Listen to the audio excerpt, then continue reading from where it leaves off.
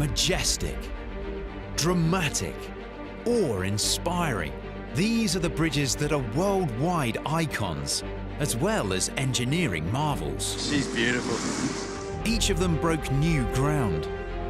The first, the biggest, the longest, and the tallest.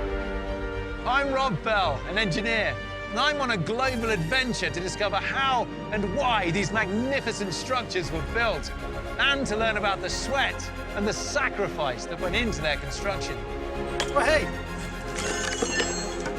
I'm going to take you closer than ever before. Oh, this is magnificent. Inspect them from every conceivable angle. Oh, yeah.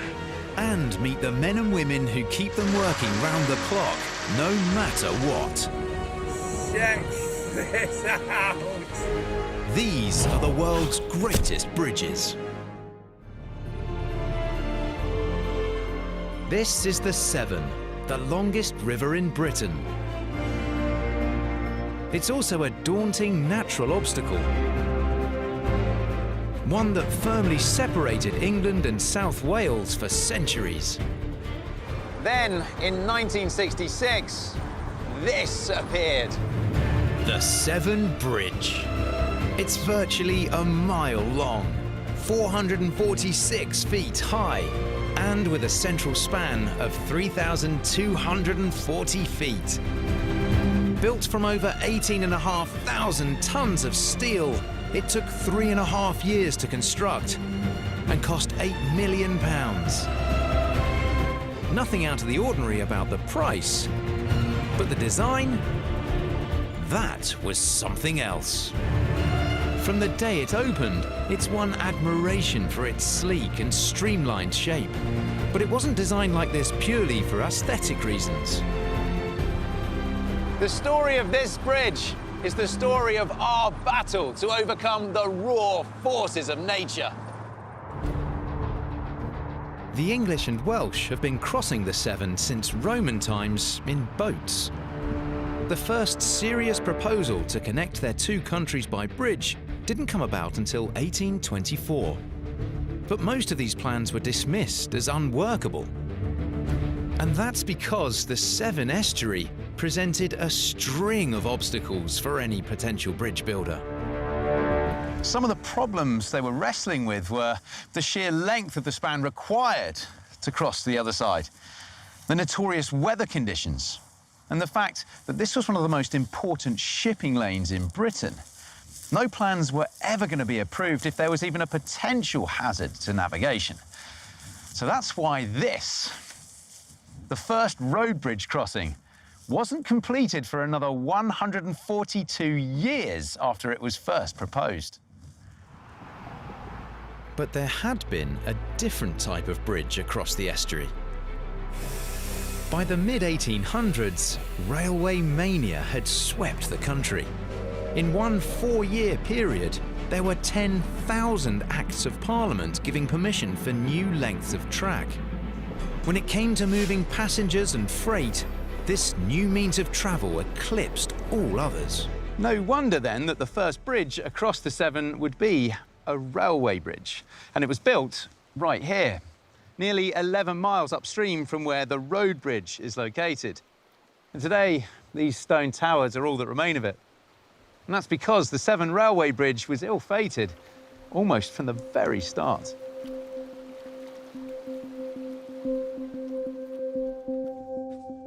Deep in the vaults of the Institution of Civil Engineers in London are photographs of the bridge under construction.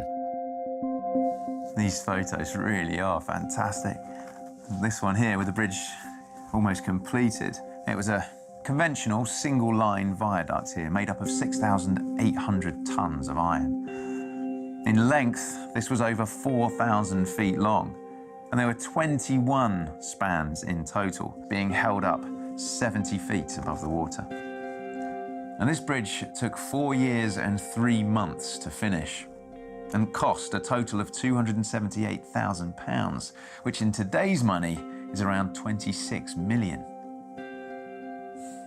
Here, we've got some photos of the workers out on site But what these photos don't show are the fierce conditions they had to work in. Day and night, battling tide and fierce weather conditions. The Severn Railway Bridge opened on the 17th of October 1879, but almost immediately, a serious flaw in its design came to light. The reason many of the proposed Severn bridges never got off the ground was because they were considered too hazardous to shipping navigation. And yet, the railway bridge was approved, despite having 21 piers across the river. That made collisions likely, and over the years, there were many. The most serious of all came on Tuesday, the 25th of October, 1960. It was 10:30 p.m. and a thick fog descended on the Severn. Two tankers, the Arkandale H and the Wasdale H, were making their way upriver, laden with volatile cargoes of black oil and petroleum spirit. Lost in the fog, the two vessels came together. And as their skippers tried desperately to separate them, they got swept along by the powerful tide. A collision with the bridge was unavoidable. And as the Wasdale H slammed into one of the piers, iron girders rained down from the bridge above, piercing the tankers and igniting their fuel cargoes. The resulting explosion wrecked both ships and ripped apart two spans of the bridge. As light dawned the next morning, the full scale of the disaster became clear. 5 crewmen from the Wasdale H were dead. The bridge was in ruins, and so were both tankers. Today, you can still see their rusting hulks at low tide behind me here. Silent, enduring monuments to that disaster.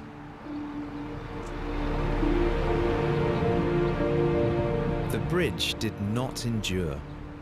In 1967, demolition work got underway, and the first Severn Bridge is now almost forgotten. But just 5 months after the disaster, construction of a new bridge began. A road bridge that would test its designers and builders to their limits. They'd witnessed the tragic mistakes of the past. The question was, would they learn from them?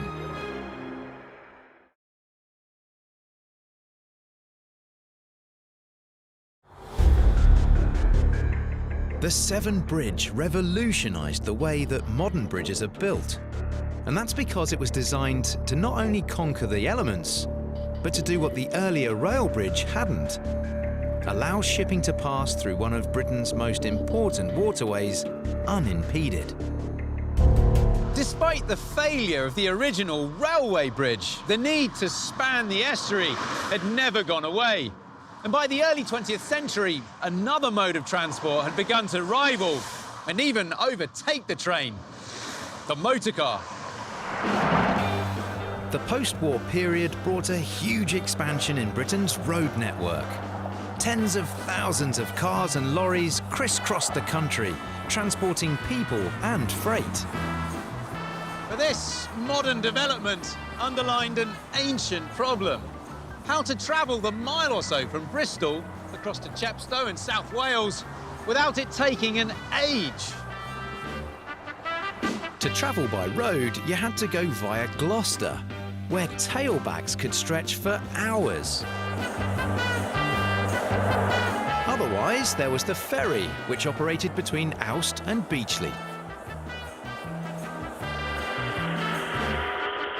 But the ferry service was beset by problems. It couldn't run at high or low tide, didn't run at night or in bad weather. So actually, there were very few services running every day. On top of that, there were the queues to get on board boats like this. Often there'd be signs telling drivers they'd need to wait for 1 or 2 hours, or sometimes even more. But by the early 1960s, an alternative was on its way. One that would close the ferry service forever. A new bridge over the River Severn was finally being built. Like the ferry, it would follow the route from Out to Beachley, and it would be a suspension bridge. But why this design? In very simple terms, a bridge is a structure that holds up a deck over which traffic or pedestrians can travel to get from A to B. Now, the type of bridge that you build, i.e. the way that you choose to support that deck, is the biggest decision you've got to make. So, for example, I have here a model of a very simple viaduct. I've got my bridge deck here being supported by these multiple piers underneath. So, let's pop traffic on top. I need to load that down. This is a very heavily loaded truck. Let's pop a bit of freight on there. My truck can pass safely across. I've got a very stable bridge, but I've also created a problem. The river underneath here has a fair amount of shipping traffic, and with all my piers, I've increased dramatically the risk of some kind of collision. In fact, that's exactly the design problem that the Severn Railway Bridge suffered here. So, let's look at another way. If I remove the piers underneath, let's get rid of these for now. I'm now left with my viaduct with just 2 piers. I've removed that risk of collision. My ships can easily and safely pass underneath. But I've created a problem. When I pop my traffic back on top, my heavily laden truck here, as it gets into the middle, you can see my bridge deck starts to sag in the middle. I've created an unstable bridge. And with more and more heavy traffic on top, it's a matter of time before the bridge fails completely. So let's look at another solution. Now, if I were to build 2 tall, strong towers on my remaining piers on each side, and then connect those at the top, and then all of these smaller cables from the top underneath the bridge deck below, what I've created is a suspension bridge. So let's test it out. Let's take our same heavily loaded truck and pass that across the bridge deck. Look at that. That is so well supported. You're no longer getting that sag. In fact, I can push down on top. Actually, I can push down quite heavily, and it will still take the weight without sagging down. I can easily get my ship underneath. And that's why, when you've got a span as wide as this that needs to be kept clear underneath, most of the time, it's a suspension bridge that you'll find doing the job. To design this suspension bridge, 2 large engineering firms were employed, each with their own area of responsibility.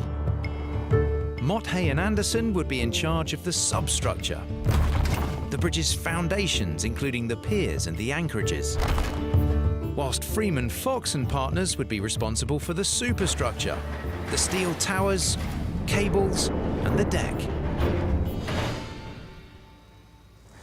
The challenges of constructing a bridge here across the Severn estuary would test both those companies to the limits of their ingenuity and their engineering prowess. The first problem was how to construct the massive reinforced concrete piers that would support the bridge. This is never an easy task. But factor in the Severn estuary, and it's as tough as they come. That's because this river has the 2nd highest tidal range of any river anywhere in the world. The difference between high and low tide in the Severn can be over 15 meters, with water flowing at speeds in excess of 9 miles an hour. The tide's so powerful here, it creates a natural phenomenon called the bore, a large wave that's produced as the tidal waters are pushed up the narrowing channel of the river. And the Severn bore is one of the biggest in the world. So big, you can actually surf it.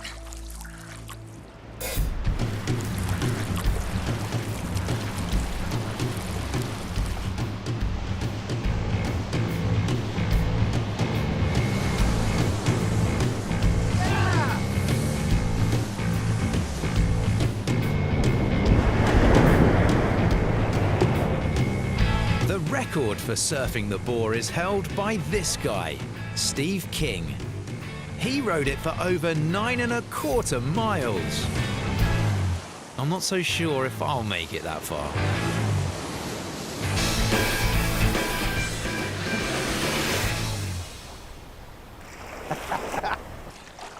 Woo! That was absolutely amazing. It's such a cool feeling out there.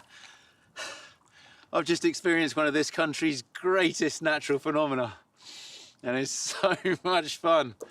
But for the guys building the Severn Bridge, that tide was anything but fun. At times, it must have just felt like a completely unsurmountable obstacle.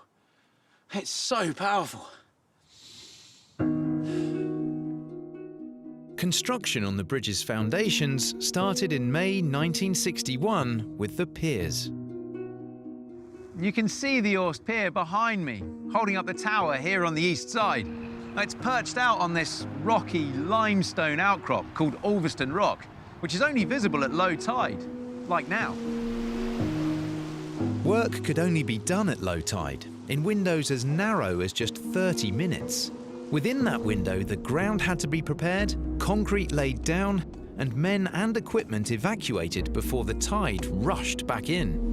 And the site where the men were working would be completely submerged under more than 12 meters of water. And it would be another 6½ hours before the next brief window of construction could commence. The work here, or down there, was all about precision timing. Get it wrong and the consequences would be disastrous.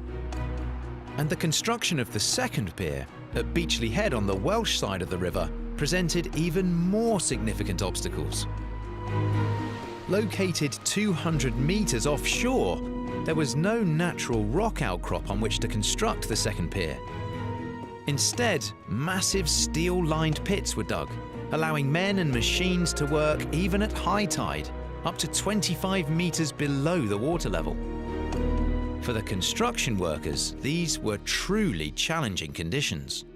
This is the rock level. This is us continuing to dig down into the bedrock. One of the things about sheet piling is that it does tend to leak rather.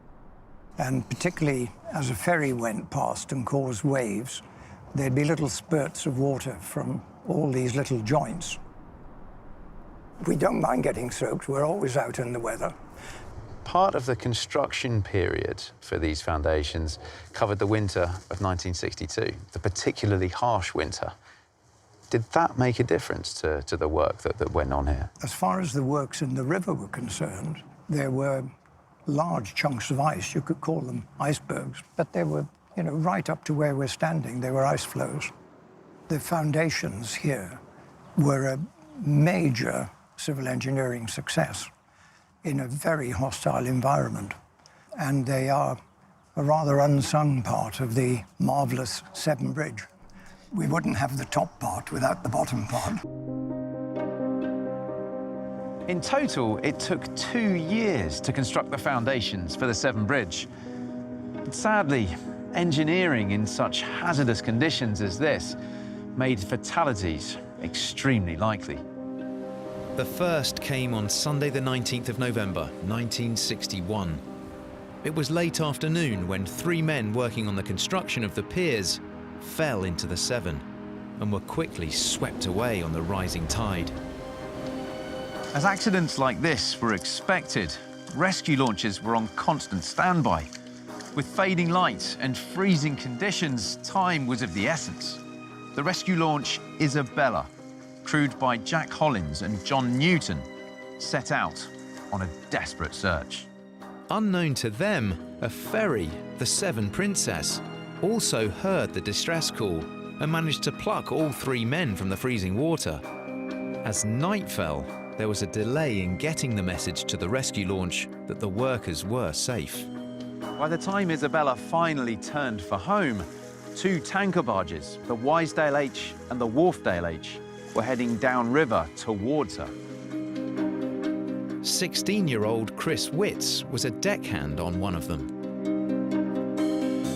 Why were the 2 tankers heading along together? We tied together because it meant that they only needed one skipper to steer both barges, But in actual fact, we were breaking company rules. And in all my time working on the river with those tankers, that was the only time we ever did it. And of course, that night it all went wrong. The rescue boat Isabella had sailed towards them, mistaking their navigation lights for distant traffic. The result? A fatal collision. Suddenly, there was this crashing noise and great shock when we went up on deck and looked over the bow. Between both bows was this starting to break up wreckage of a rescue launch with a man stood on the wreckage. We got a rope down to him and he hangs onto the rope and we pull him up quick. But as we're pulling him up, he's shouting to us that his mate is in the water. And there is this man in the water, arms in the air, head above the water, and he's slowly slipping down under. And he slipped under the water, end of him. The crewman who lost his life that night was John Newton. His body was never recovered. John Newton was one of 6 people who died during the construction of the Severn Bridge. Although a mercifully low number for an engineering project of this scale and complexity, 4 of them, including Newton, died in boat accidents. A testament to just how lethal these waters are. And as construction continued and it was time to move the bridge's deck into place, those lethal waters would once again present the project with some of its greatest challenges. Most people get their first glimpse of the Severn Bridge from the ground, usually while driving along a motorway. But to appreciate it fully, I'm going to view it from the air.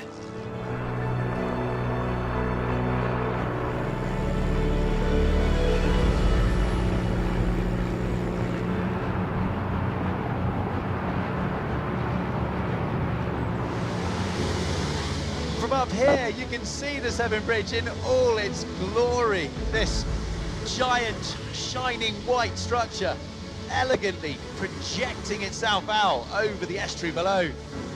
It's such an impressive landmark. Just stunning.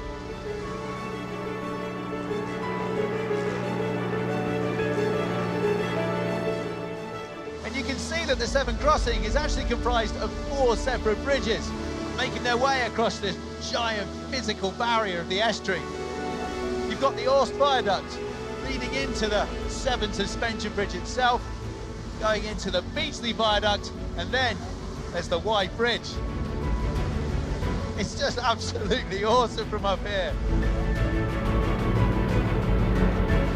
But it's this one, the main structure itself, that's truly iconic.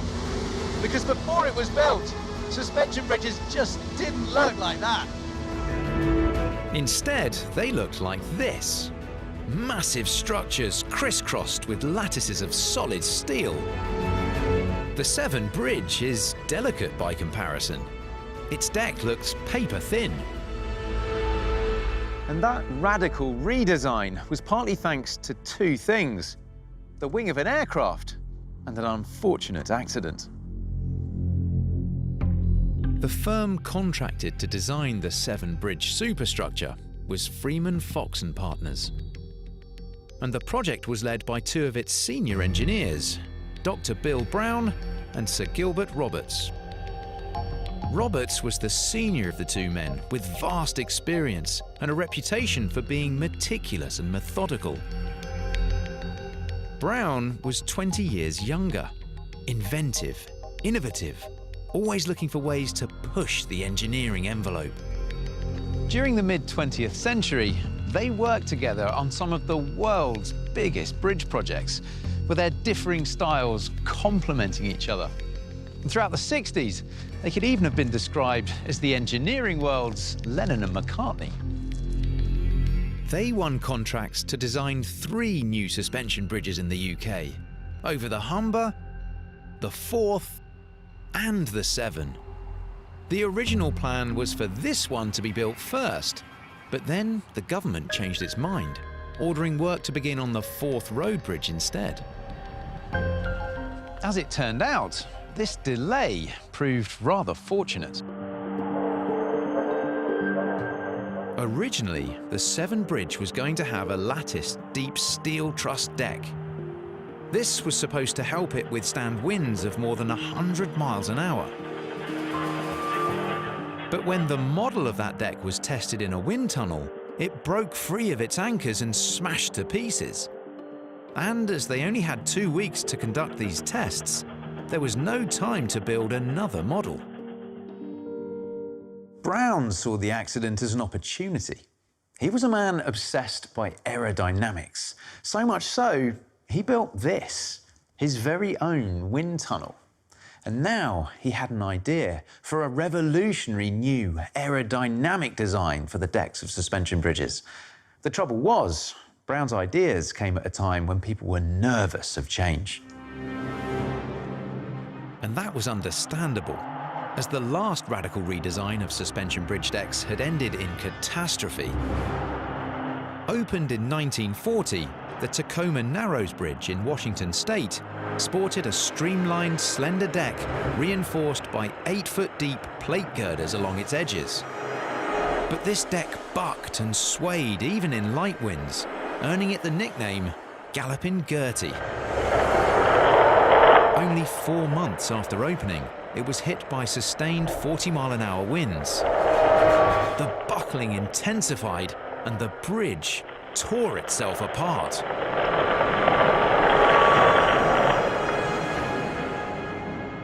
Now I can use Bill Brown's wind tunnel here to demonstrate why Galloping Gertie's deck failed. So inside here, I have installed, ready to go, a model of Galloping Gertie's deck with its unaerodynamic plates down each side. So let's switch her on.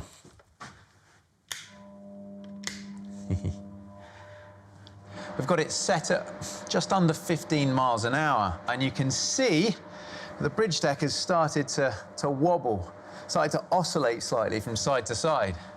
And the longer you leave it, the bigger that oscillation becomes. Just look at it go now. And this is at the same wind speed, just under 15 miles an hour. As the wind passes around the bridge, it adds energy to those oscillations, into that flutter, until eventually the bridge just destroys itself. Which is why Brown came up with this, the aerodynamic box girder. And you can see it's got this streamlined shape to it. It's not at all dissimilar to the profile you get on an aeroplane wing. Apart from here, it's just turned upside down. Let's see how this one performs. So we've got the wind speed now up to around 85 miles an hour. So look at this, at this much higher wind speed, there's no flutter there whatsoever, unlike before. And what's going on here is actually some very clever aerodynamics. Because of the profile, because of the shape of the deck, as the wind passes across, the air underneath is moving faster than the air over the top. And because of that, the air pressure underneath is less than that on top. So what you get is this net effect of the air pushing down on the deck and forcing it into place. It's absolutely genius. Now, whilst there's no sign of that oscillation, that flutter, you can see that the deck is moving slightly in the wind. It's bobbing a little bit up and down. Now, there was never any concern that that would cause a catastrophic failure. But after Tacoma Narrows, there was a real anxiety about any kind of movement. And it was Brown's colleague, Sir Gilbert Roberts, who came up with a solution for that. Up until this point, the hangers that link the deck to the main cable had been completely vertical on all suspension bridges. But Roberts realized that if they were inclined in an inverted V formation, they'd absorb this bobbing motion. With this one apparently simple change, the movement on the aerodynamic deck design was eliminated. Construction on the steel superstructure of the Severn Bridge could get underway. And the first parts built were the biggest. These majestic steel towers, reaching 400 feet in height, are actually hollow boxes made from stiffened steel plates. And like so many elements here on the Severn Bridge, the design of these towers was something new. Because the new aerodynamic deck was so much lighter than traditional suspension bridge decks, that in turn meant the towers could also be lighter. Next, 18,000 miles of galvanized wire were spun back and forth across the estuary to create the two massive suspension cables. Finally, the bridge was ready for its deck.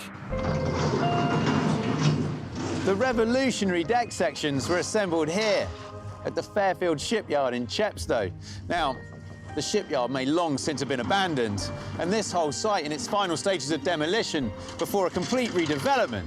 But back in 1965, this place would have been awash with workers, busily moving those streamlined shapes about before finally lining them up to be launched out into the water. The construction of the Severn Bridge had already included some truly impressive feats of engineering. But perhaps the biggest was still to come. With the aerodynamic sections fully assembled, it was time to get them out and up onto the bridge. But this would prove to be one of the riskiest and most difficult elements of the entire build. Despite weighing 120 tons each, the hollow deck sections could float, allowing them to be sent out into the estuary and then lifted up into position. In theory, this sounded easy. But once again, this environment proved to be a formidable adversary. The tide was such an obstacle. There were only about 10 days in every month where it was possible to float the sections out onto the estuary. In total, it took 18 months to get all 88 sections into place. When the decks were finally in position, they were welded together. And this was another technique that helped to keep the Severn Bridge so lightweight. Early metal bridges tended to be riveted or bolted together. And in a structure containing hundreds of thousands of rivets, that's an awful lot of additional weight. Welding, on the other hand, gives you a strong join without adding extra weight. But it's a fiendishly difficult skill to master, as I'm about to learn. Well, I've not done loads of arc welding, Steve, but I'm keen to have a go. Yes. We've presented you with two typical beams of steel, but we're going to keep it very simple to give you a nice fillet weld joint there. I appreciate that. Thank you.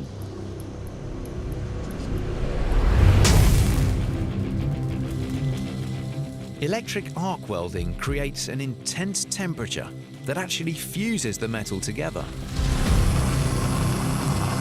And the ferocity of that arc is just phenomenal. Oh, I pulled away. Right, well, I know what happened there. I pulled the electrode too far away from the metal here, which meant that I'd cut the circuit, and so the arc disappears. Yeah. That's not looking great, that, is it, so far, Steve? Well, You can be honest, I won't be hurt. not too bad, except for a couple of gas holes, but not too bad at all. It takes years, and, you know, that's straight in at the deep end you've gone there. I mean, you can see how difficult it is for a novice like me to get a decent weld here. But I'm doing it in this nice controlled environment of Steve's workshop here. The welding being done on the Severn Bridge, putting all the deck sections together, was at height in all sorts of weather with a killer estuary down beneath. I know where I'd rather be. After 3.5 years and a cost of £8 million, the Severn Bridge was complete. On time and on budget. And it truly was, when it truly is, an engineering marvel, with its graceful, sleek lines stretching out across the estuary. And at the time of completion, it was the 7th longest bridge anywhere in the world, and it was by far the lightest. The entire steel superstructure weighed just 18,500 tons. That's less than just one of the towers on the Golden Gate Bridge, which weigh 22,000 tons each. Both Sir Gilbert Roberts and Dr. Bill Brown won international praise for their revolutionary design. But just 4 years after it opened, there were major disasters on 2 other bridges designed by the same men. And that put the safety of this one into serious doubt. Remember, there's still the chance to win that trip to the States, giving you the opportunity to admire. The Severn Bridge is a wonder of British engineering. When completed, it was the lightest suspension bridge in the world for its span and loading. And yet it's strong enough to withstand some of the fiercest natural forces in the UK. Its revolutionary aerodynamic deck design changed bridge building around the world. When the Queen officially opened the bridge on September the 8th, 1966, it caught the public imagination.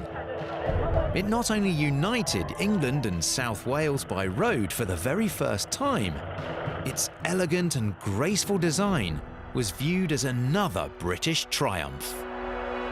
Coming just 6 weeks after England's dramatic World Cup win, the opening tapped perfectly into a national mood of celebration. Even the Ouse to Beachley car ferry, which was put out of business the day the bridge opened, gave it a celebratory last pass by. The chief designers of the bridge, including Dr. Bill Brown and Sir Gilbert Roberts, both won worldwide praise for their work. But this mood of celebration and congratulation was to be short-lived. On the 2nd of June 1970, the Roberts and Brown designed Milford Haven Bridge in Wales collapsed during construction, killing 4 workers. Then, just 4 months later, the same thing happened with another of their bridges, and this time the consequences were even more devastating. The Westgate Bridge over the Yarra River in Melbourne, Australia, was 2 years into construction when a section of its deck failed without warning. Construction teams were working on and inside the deck when it fell. The 2,000-ton span came crashing down on the workers' huts below, instantly crushing those inside. And then the entire mass plummeted into the Yarra River in an explosion of gas and dirt and twisted metal. 35 people lost their lives as a result. Another 18 were injured in what was one of the deadliest bridge construction disasters of modern times. Both the Milford Haven and the Westgate collapses were due to failures in their box girder decks. And that put the stability of other box girder deck bridges into serious doubt, including the Severn Bridge here. Could its revolutionary aerodynamic deck also be at risk of sudden and catastrophic failure? An urgent investigation got underway, and it would soon provide the answer. What was discovered was that both the Milford Haven and the Westgate bridge decks were being constructed as cantilevers. Kind of like if I use this crude model here with my ruler and my 2 foundations, gradually, section by section, gets added onto the end and your bridge deck extends outwards. Now, when my cantilever is quite short here, if there's any excessive weight or stress on the end, it's not so big a deal.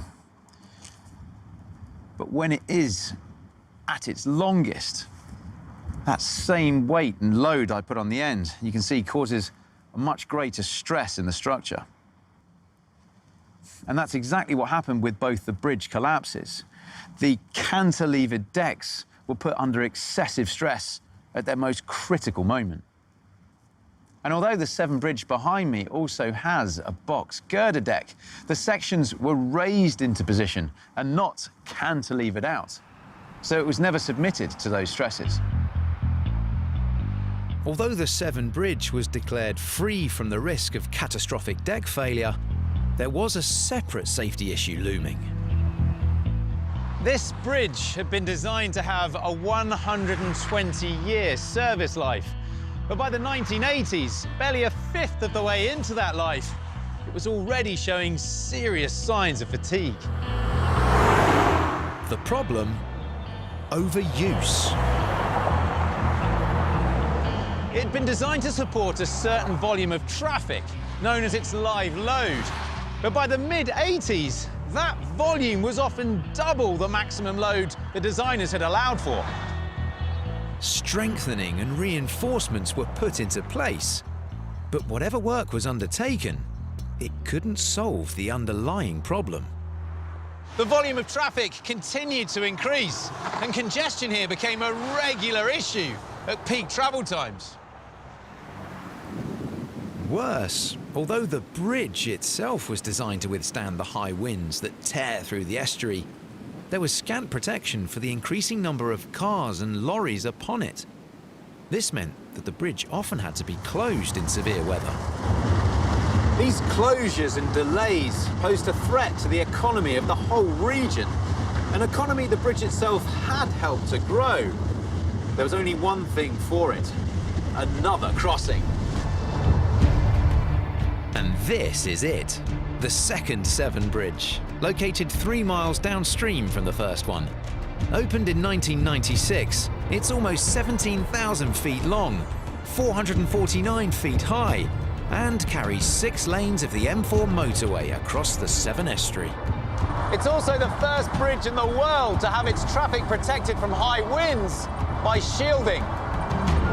This feature has meant that the road route between England and South Wales has managed to stay open even in truly atrocious weather, with the new bridge taking most of the strain and the original one carrying on in a state of semi-retirement. But there's one controversy that's common to both. In order to pay for construction and the general upkeep, there are toll charges. But whilst it's free to drive into England, you have to pay to enter Wales. Here we go. But now there's some good news. The traffic here has exceeded expectations, and the money owed will soon be paid back. And once it is, both bridges will pass into public ownership, and the toll charges may well be scrapped. It's hard to believe that it took until 1966 for a road bridge to appear across this estuary. Now there are 2, uniting England and Wales and boosting the economies of each. The commuting masses might plump for the speed of the second Severn crossing, but I'd much rather take a little more time and travel across this iconic bridge. It is a remarkable piece of British engineering, and one that's conquered a hostile natural environment and inspired engineers all around the world to build bridges that are both strong and graceful.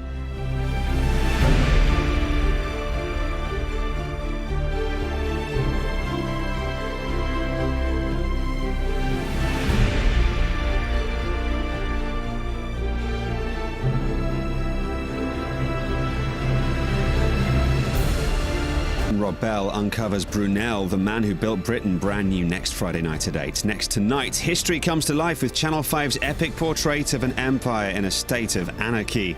Bethany Hughes tackles the downfall of Nero in new 8 Days That Made Rome after the 5 News headlines.